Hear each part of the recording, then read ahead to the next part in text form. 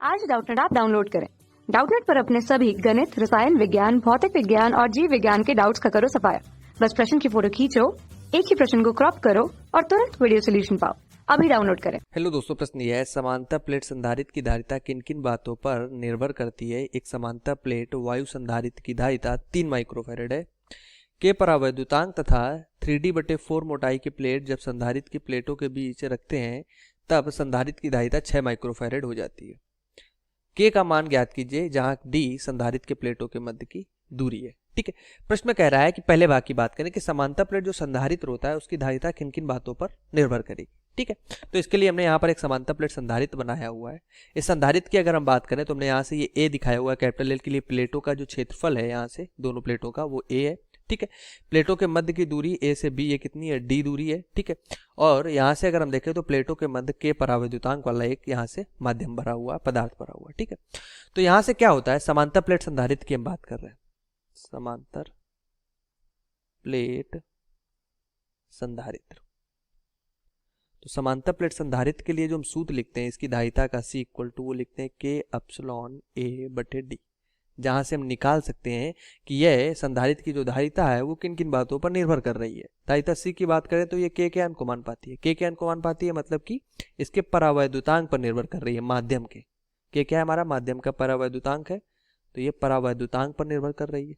ठीक, अगर हम प्लेटों की धारिता दूसरी बात करें तो ये के पर निर्भर कर रही है, उसके बाद एप्सिलॉन पर निर्भर कर रही है।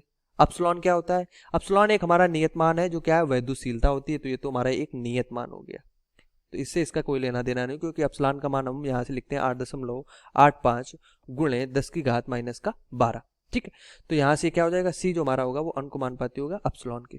ठीक है, और तीसरी बात करते हैं तो सी जो है हमारे पास धारिता जो है वो क्षेत्रफल के अनुपाती है। क्या है, प्लेट के क्षेत्रफल के अनुपाती है तथा दूरी पर निर्भर करता है और दूरी के व्युत्क्रमानुपाती होता है, प्लेटों के मध्य की दूरी। तो इन बातों पर क्या होती है, यह धारिता जो हमारे पास सी होती है समांतर प्लेट संधारित्र की वो निर्भर करती है। अब बात करते हैं दूसरे भाग की। दूसरे भाग की अगर हम बात करें, न्यूमेरिकल हमें दिया हुआ दूसरे भाग में कह रहा है हमारे पास कि हमारे पास समांतर प्लेट जो संधारित्र है प्रारंभ में उसमें वायु भरी हुई है जिसकी धारिता 3 माइक्रोफैरड की है। ठीक है, जब प्रारंभ में वायु भरी हुई है, वायु में धारिता, ठीक, तो वायु में जो धारिता है तो उसके लिए हम यहां से सूत्र लिखते हैं C equal to A epsilon बटे डी। ठीक, तो ए एप्सिलॉन बटे डी हमें कितनी दी हुई है, 3 माइक्रोफैरड दी हुई है, ये हमें प्रश्न में दिया हुआ है, इसको हम समीकरण 1 दे देते हैं। फिर जब हमने क्या किया, प्लेटों के मध्य टी मोटाई की, क्या लिखा हुआ है, प्लेटों के मध्य 3D/4 मोटाई की एक प्लेट रख दी, तब धारिता 6 माइक्रोफैरड की हो गई। तो यहाँ से क्या हो गया, एक 3D मोटाई का मतलब 3D/4 मोटाई की एक प्लेट रखी, मतलब माध्यम को हमने रख दिया, तो माध्यम में परावैद्युतांक माध्यम मान लिया, उसका के है, तो उसमें अगर हम धारिता, क्योंकि वायु के लिए के का मान क्या होता है, 1 होता है इसके लिए, एयर के लिए। ठीक, तो माध्यम में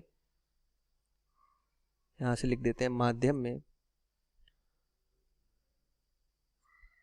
धारिता जब हमने क्या की, टी मोटाई की एक प्लेट रख दी है, तो माध्यम में जब धारिता का सूत्र लिख रहे हैं तो उसके लिए सूत्र हो जाएगा सी डैश से दिखा रहे हैं उसकी धारिता को, वो हो जाएगा ए एप्सिलॉन और बटे में हो जाता है हमारे पास बीच की दूरी डी होती है, उसमें हमने टी मोटाई की प्लेट रख दी, और यहाँ से प्लस होता है हमारे पास टी बाई के, जहाँ के हमारा क्या हो जाता है, के हमारा यहाँ से हो जाता है माध्यम का परावैद्युतांक। ठीक, और ये हमें यहाँ से कितनी दी हुई है, ये हमें प्रश्न में दी हुई है कि ये 6 माइक्रोफैरड है। ठीक है, तो ये हमें इक्वल डी है 6 माइक्रोफैरड। इसके लिए हम पहले क्या करते हैं, यहाँ से इसमें हम ये d माइनस टी है, ये हमें d माइनस टी दिया हुआ है, इसका हम यहाँ से अगर हम अलग कर लें इसको, और यहाँ से इसका हम लास्ट, क्योंकि t जो हमें दी हुई है, t यहाँ से t क्या है, मोटाई है प्लेट की, ये हमें कितनी दी है, 3D/4, ये प्रश्न में हमें दिया हुआ है, यहाँ से देख लेते हैं, 3D/4 दी हुई है प्लेट की मोटाई, तो यहाँ से इसका मान रख देते हैं C dash equal to A epsilon और बटे हो जाएगा यहाँ से d minus 3D/4 plus t by के।